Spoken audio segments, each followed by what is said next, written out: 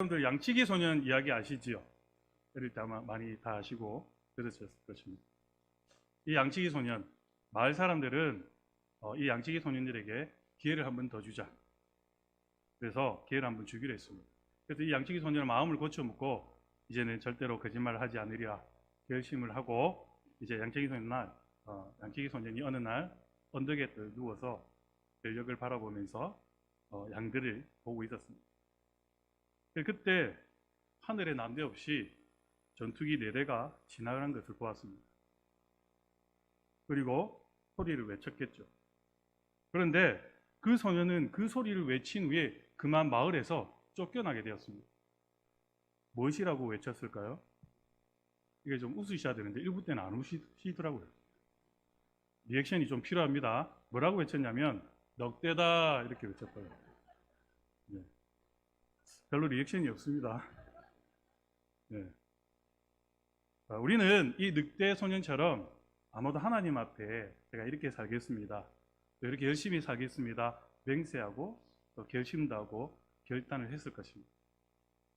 우리가 평소에 거짓말은 자주 하지 않지만 이렇게 우리가 진정한 그리스도인으로서 진정한 삶을 살아가고 있는지, 진짜인 양 가짜처럼 살아가고 있지는 않은지 이 웃긴 예화를 통해서 우리는 한번 살펴봐야 할 것입니다.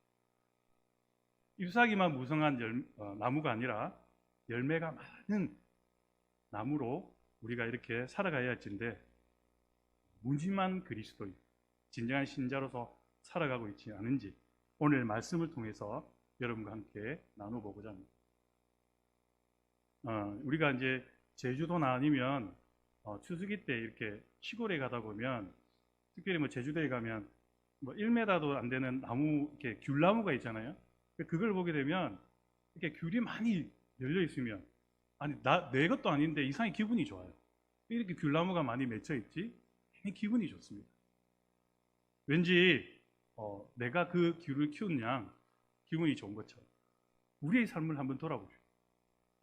우리의 신앙생활은 이렇게 많은 열매, 그걸 누가 봐도 탐스럽게만 이 열매를 맺고 신앙생활을 하고 있는, 오늘 본문 말씀을 보면 마태복음 3장 10절에서 이미 도끼가 나무 뿌리에 놓였으니 좋은 열매 맺지 아니하는 나무마다 찢겨서 어디에 던져진다고요? 불에 던져진다. 이미 도끼는 그 나무 앞에 놓여져 있습니다. 주님은 우리의 삶 속에 날마다 앞에서 우리의 어떤 열매를, 네가 지금 잘 살고 있느냐, 잎사귀만 무성하게 지금 않게 보이고 열매는 없고 그렇게 내 신앙생활을 하고 있지 않느냐. 또 예수님께서 말씀하시기를 마태복음 7장 16절로 20절까지 그들의 열매로 그들을 알지니 가시나무에서 포도를 또는 엉겅퀴에서 무화과를 따겠느냐. 이와 같이 좋은 나무마다 아름다운 열매를 맺고 못된 나무가 나쁜 열매를 맺나니, 좋은 나무가 나쁜 열매를 맺을 수 없고 못된 나무가 아름다운 열매를 맺을 수 없느니라. 아름다운 열매를 맺지 않는 나무마다 익혀 불에 던져지느니라. 이러므로 그들의 열매로 그들을 알리라. 여러분들, 그리스도인의 이 신앙의 열매를 눈에 보입니까? 안 보입니까? 보여요, 안 보여요? 보인다고 하는 사람은 좀 이상합니다. 좀 병원에 가서 한번 진찰을 받아봐야 될 것 같아요. 보이지 않습니다. 그러나 우리는 알죠. 어떤 권사님이 많은 사람들에게 음식을 잘 나눠주더라. 어떤 분은 정말 순종하더라. 너무 겸손하더라. 사랑이 많더라. 알아요, 몰라요? 알잖아요. 우리 입으로 이야기합니다. 어떻게 해요? 그들의 행동을 보고요. 하물며 예수님이겠습니다. 우리는 그렇게 말합니다. 그들의 삶을 보고 그들의 열매를 알 수 있다는 거예요.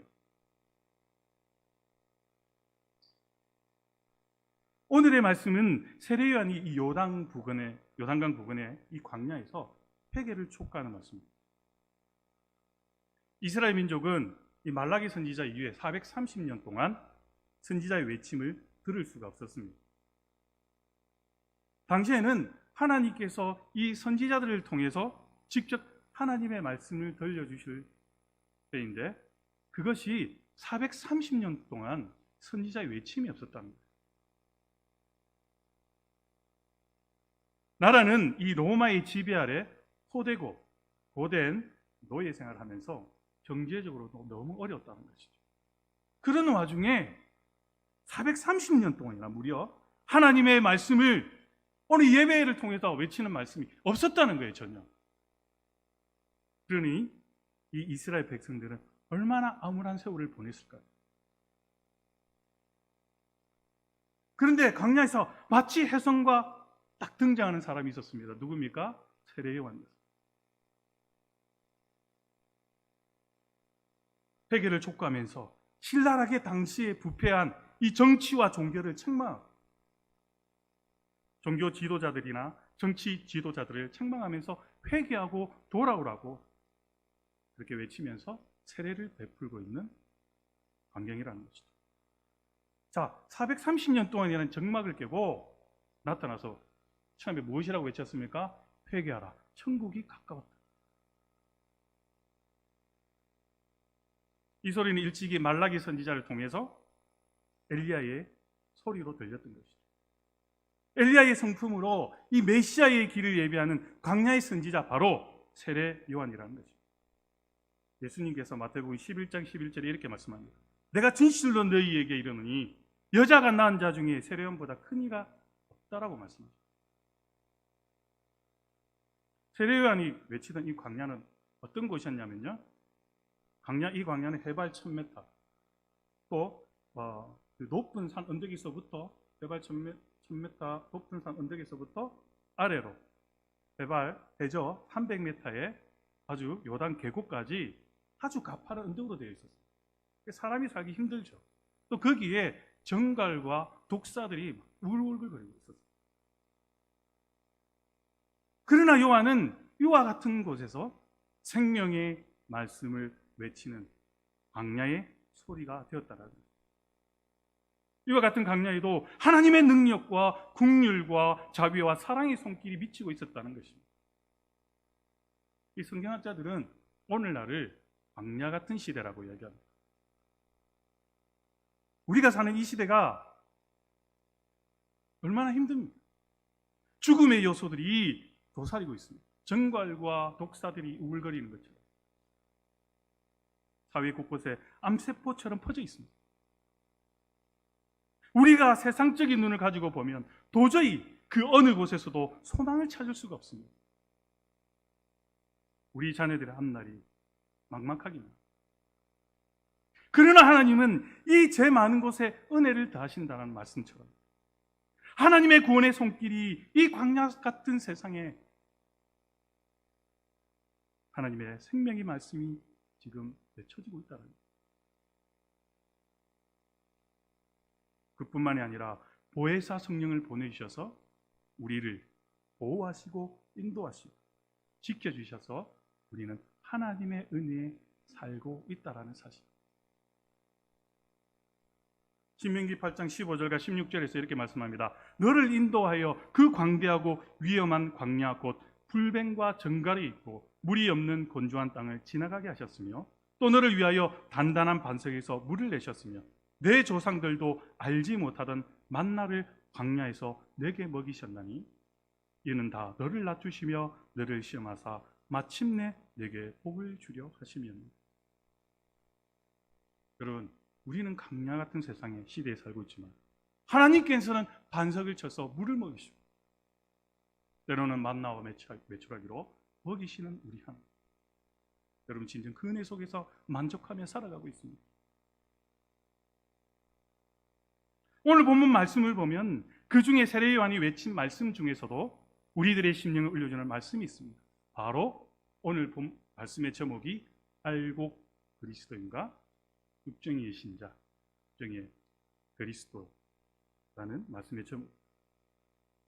마태복음 3장 12절에 이렇게 말씀하죠. 손에 키를 들고 자기의 타작마당을 정하게 하사 알곡은 모아 곡간에 들이고 죽정이는 꺼지지 않는 불에 태우시고. 여러분, 이제 이럴 때가 다가오고 있습니다. 뭐 꼭 그런 것은 아니지만 항상 그랬지만 세계 정세가 점점 더 어두워지고 있죠. 요한계시록 요즘 제가 이렇게 목사님 말씀을 자주 듣습니다. 7대 환난 뭐 이런 거 있잖아요.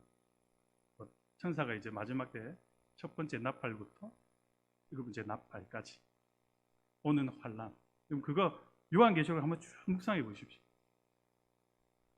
재앙이 장난이 아닙니다. 얼마나 두려운지 몰라요. 권능이 흔들린다고 하잖아요. 마지막 때 하늘의 권능이. 지금 하나님께서 우리가 그런 거 있잖아요. 혜성이 막 지구로 날아오고 있다. 그래서 지구와 부딪히게 되면 지구가 절대 그렇지 않습니다, 여러분. 하나님께서 권능을 지금 붙들고 계세요. 이 권능을 놔버리면요, 지구의 질서가 다 무너집니다. 그때가 온다는 거예요. 지금 시기가 얼마나 중요한 시기인지 오늘 말씀을 통해서 여러분들 깨달아야 하는 것이에요. 세례 요한은 말하기를 내 뒤에 오시는 분은 즉 예수 그리스도께서 성령과 불로 세례를 주며 타작마당을 정하게 하실 것을 말씀해 주고 있습니다. 그러니까 예수님께서 알곡과 쭉정이의 구분을 정확하게 구별하신다는 거예요. 요한계시록의 마지막 때요, 제일 먼저 천사들이 잡아서 지옥에 데리고 가는 자 무리들이 있어요. 첫 번째 1번 잡혀갈 지옥 1번 타자 거짓 선지자. 딱 곤란해서 먼저 지옥으로 데리고 가요. 그 다음에 쭉정이와 같은 신자. 예수님께서 타작마당을 정하게 하셔가지고 거기서 진짜와 가짜를 구별해서 가짜를 지옥에 끌고 가요. 그만큼 주님께서 정확하게 분리하신다는 거예요. 마지막에. 지금 지혜롭게 사셔야 됩니다. 지금 예수님 믿는다 하더라도 내가 마치 지금 이 시간 최선을 다하는 사람, 알곡과 같은 신자로 살아갈 때에 여러분 쭉정이가 되겠습니다. 알곡이 되겠습니다. 마태복음 13장 29절과 30절에 가라지 위에서 이렇게 말씀하십니다. 주인이 이르되 가만두라. 가라지를 뽑다가 곡식까지 뽑을까 염려하노라. 둘 다 추수 때까지 함께 자라게 두라. 추수 때에 내가 추수꾼들에게 말하기를 가라지는 먼저 거두어 불사르게 단으로 묶고 곡식은 모아 내 곡간에 넣으리라. 여러분 나의 신앙생활은 알곡입니까? 죽정입니까? 추수 때에 주님께서 따로 구분해서 죽정에 불에 태운다. 마태복음 25장 31절로 33절까지 이렇게 말씀합니다. 인자가 자기 영광으로 모든 천사와 함께 올 때에 자기 영광의 보좌에 앉으리니 모든 민족을 그 앞에 모으고 각각 구분하기를 목자가 양과 염소를 구분하는 것 같이 하여 양은 그 오른편에 염소는 왼편에 구별한다는 거예요. 가짜와 진짜. 내 양들은 오른쪽에, 가짜는 왼쪽에. 여러분들은 오른쪽에 서시겠습니까? 왼쪽에 서시겠습니까? 아무것도 하지 않아요. 말만 잘합니다. 예배장에 왔다가 밟고만 갑니다. 그런 신앙생활은 주님께서 원하시는 신앙생활이에요. 나중에도 말씀드리겠죠. 그러면 그 알곡과 쭉정이를 구분하실 수 있는 추수 때는 언제입니까? 초대교회 당시를 복음의 파종기라고 한다면 지금 이 시대에는 뭡니까? 추수기라고 할 수 있죠. 이제 점점 무르고 있습니다. 여러분. 전도서 3장 2절에 심을 때가 있고 거둘 때가 있습니다. 분명히. 여러분 언제 심고 언제 우리가 거둬들여야 되겠습니까?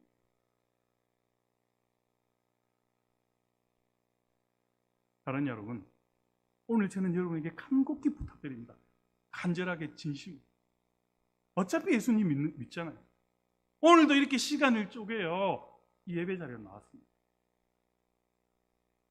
예수를 믿는 것은 기왕에 쭉정이가 되지만 알곡이 됩시다.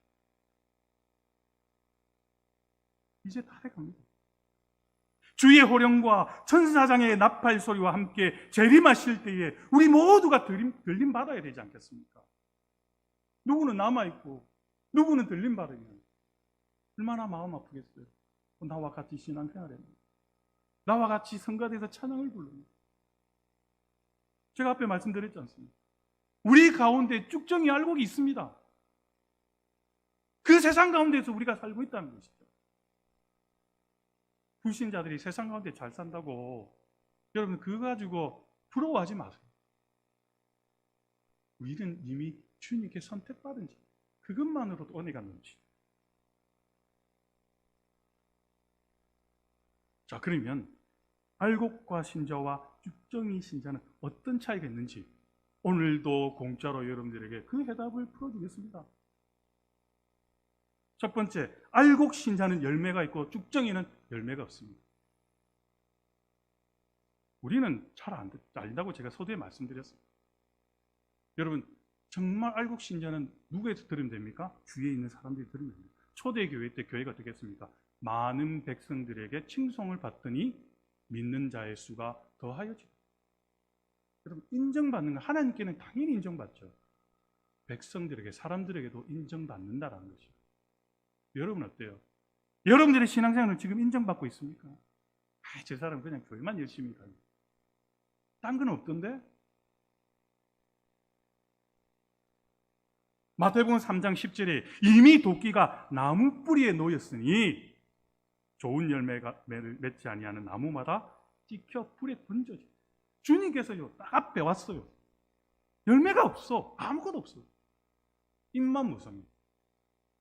어떻게 해요? 불에 던져서 태운다고. 넌 쓸모없어. 너를 평화교회에 내가 심었잖아. 그러면 열매를 맺어야지. 열매가 없어요. 이미 도끼가 그 앞에 놓여 있다는 거예요. 여러분 두려운 말씀입니다. 1000번을 10,000번을 여러분들이 얘기해도 지나치지 않는다는 거죠. 시간이 지날수록 변함이 없습니다. 오늘 말씀을 들어도 그 가운데는 깨달음이 있어요. 근데 행동이 없습니다. 바른 자래요. 듣기는 잘합니다. 예배 자리에는 잘 옵니다. 행동이 없습니다.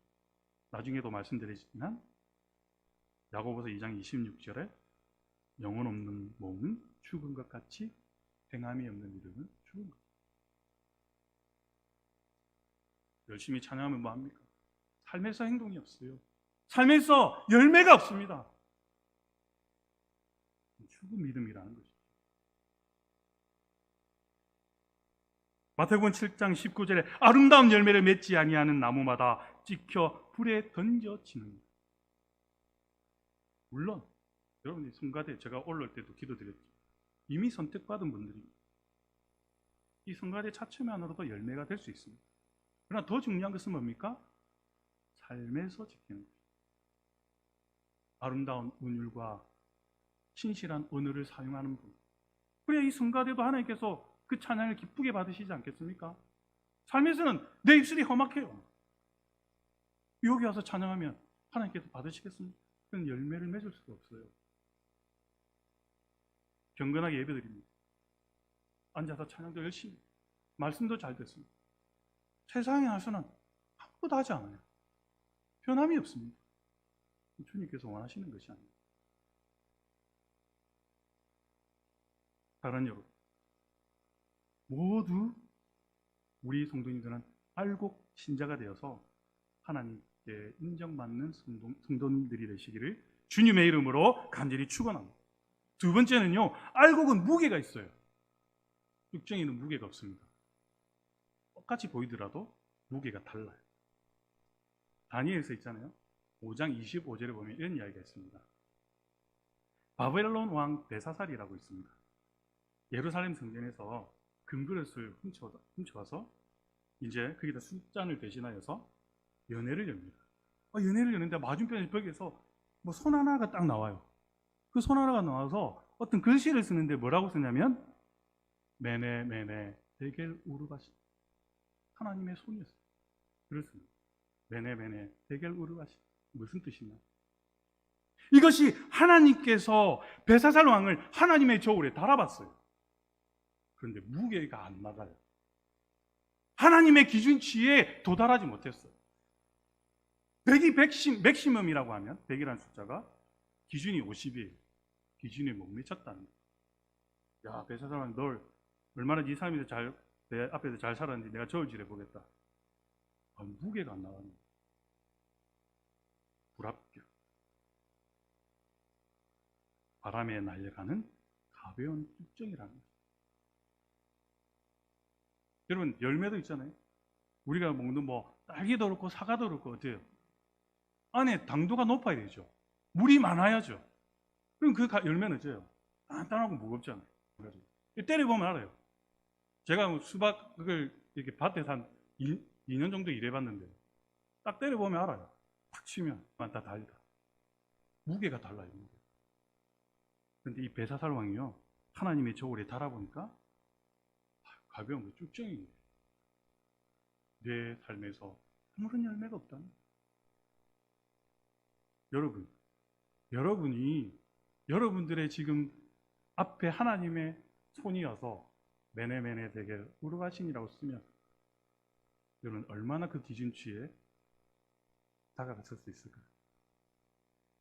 여러분 생각이. 잠언 24장 12절에 내가 말하기를 나는 그것을 알지 못하였노라 할지라도 마음을 저울질하시는 이가 어찌 통찰하지 못하시겠으며 내 영혼을 지키시는 이가 어찌 알지 못하겠느냐. 그가 각 사람의 행위대로 보응하십니다. 여러분의 행위대로 보응하십니다. 말을 나쁘게 옮기는 사람 주님이 모르실까요? 제 살 깎아 먹는다는 말이 있죠. 열심히 신앙생활을 하고 삶도 잘 살아요. 근데 말로 다 무너뜨린 사람이 있어요. 제발 말을 조심해야 됩니다. 우리 교회, 우리 목사님, 우리 성도, 우리 권사님, 장로님들 최고입니다. 이렇게 자랑해야 되는데 가서 막 욕해요. 여러분 그건 어찌 되는 줄 압니까? 뒤에 공동체 다 무너뜨리는 겁니다. 그래서 말이 능력이 있는 거예요. 말 한마디에 사람을 살리기도 하고 죽이기도 하잖아요. 제발 말 조심하시고. 두 번째, 알곡은 겸손한데 쭉정이는 교만합니다. 가을에 논이나 이렇게 밭에 가보면은 알곡이 잘 여문 이상은 어떻게 해요? 고개를 숙이고 있습니다. 쭉정이는 어때요? 무게가 안 나가니까 뻣뻣하게 고개를 들고 있죠. 교만한 있어요. 성경에는 많은 말씀으로 겸손한 자에게 은혜를 주신다고 기록되어 있습니다. 사람이 교만하면 낮아지게 되겠고 마음이 겸손하면 영예를 얻으리라. 잠언 29장 23절에서 말씀합니다. 이 겸손 자체가요 그냥 하나님의 상급이에요. 상급. 제가 이제 한 번씩 교회 전화를 받잖아요. 이게 하나의 에티켓일 수도 있겠지만 어떤 분은요 그냥 제가 감사합니다 평화교회입니다 하면 자기 하실 말씀만 그냥 해버려요. 나 누군지도 모르는데 누군지도 몰라요.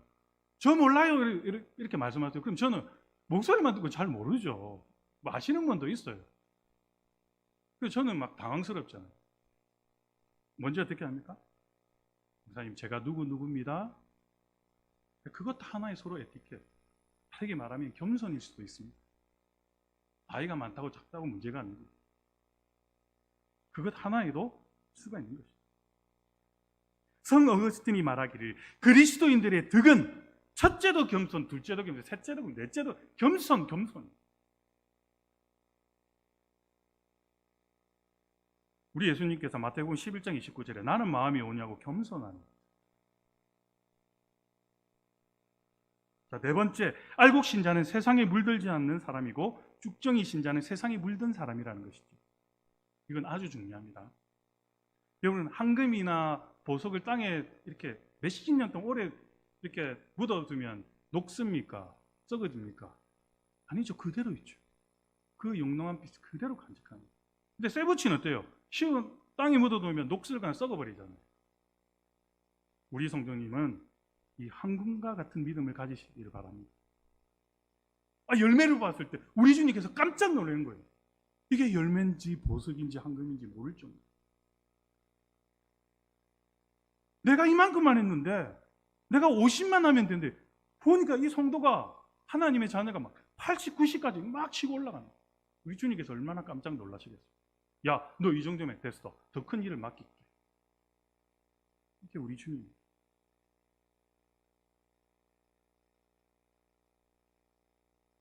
자, 쭉정이를 저도 상당히 놀랐습니다. 한 번씩 이제 원어를 보게 되는데요. 이 쭉정이를 원어에 보면 좋은이라고 기록하였는데 이 뜻을 직역하면 무슨 뜻인지 압니까? 가늠하다라는 뜻입니다. 가늠하다. 도저히 이 뜻이 나올지는 꿈에도 몰랐습니다. 이 쭉정이라는 원어가 직역하면 가늠하다입니다. 자, 그러면 야고보서 4장 4절에 이렇게 말씀하죠. 가늠한 여인들아, 세상과 헛된 것이 하나님과 원수됨을 알지 못하느냐? 그러면 가늠한 여인들아 했을 때 이걸 바꿔서 말하면 좋은 육정이 같은 여인들아. 자, 요 뒤에가 중요합니다. 세상과 벗된 것이 하나님과 원수됨을 알지 못하느냐? 좋은 쭉정이 같은 신자는 하나님과 원수지간이라는 것입니다.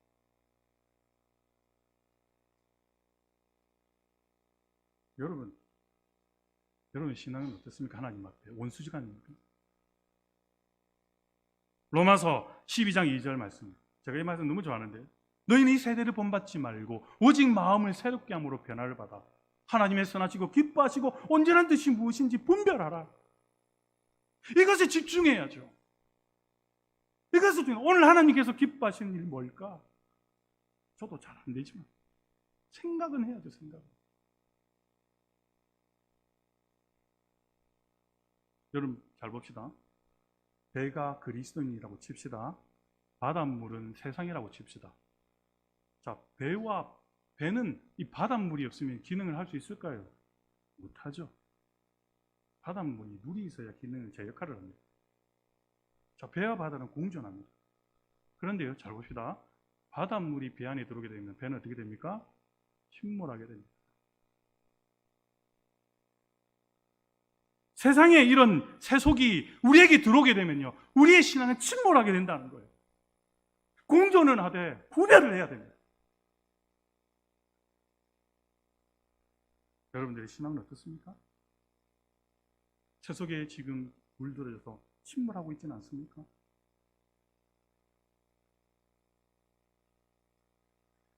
알곡 신자는 세상에 속하여 살되 세상에 물들지 않는 자, 세상을 본받지 않고 도리어 세상을 이기며 불신자들에게까지 인정받는 신자가 진정 알곡과 같은 신자라는 것입니다. 그런 우리 성도님들 되시기를 주님의 이름으로 간절히 축원합니다. 자, 다섯 번째, 알곡 신자는 환난 날에 지켜서 승리하는 성도요, 쭉정이는 어떻게 됩니까? 믿음을 배반하고 낙오하는 사람입니다. 평안할 때 누구든 예수를 못 믿겠습니까? 잘 믿죠. 어려움이 닥칠 때, 환난이 불어오면 그냥 쭉정이는 가볍게 휙 하고 날아가요.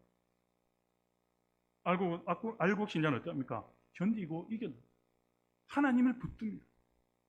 내 주위에 아무것도 없어도 오로지 하나님만을 바라보고 붙드는 신자가 알곡 신자. 환경이 다 준비되어 있어요.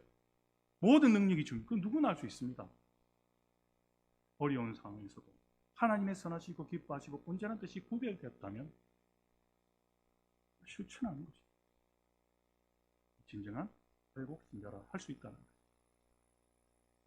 사랑하는 여러분, 우리에게는 어쩌면 지금이 추수기 때, 이 마지막 때에 여러분의 신앙은 어떻게 지키겠습니까? 알곡 신자로 살아가시겠습니까? 아니면 쭉정이 신자로서 하나님과의 원수지간으로 살아가시겠습니까? 특별히 우리 평화교회 모든 성도님들은 하나님의 음성을 듣고 깨달아서 아름다운 열매, 항공과 보석과 같은 아름다운 열매를 맺으시는 우리 성도님들 모두 되시기를 주님의 이름으로 간절히 소망합니다.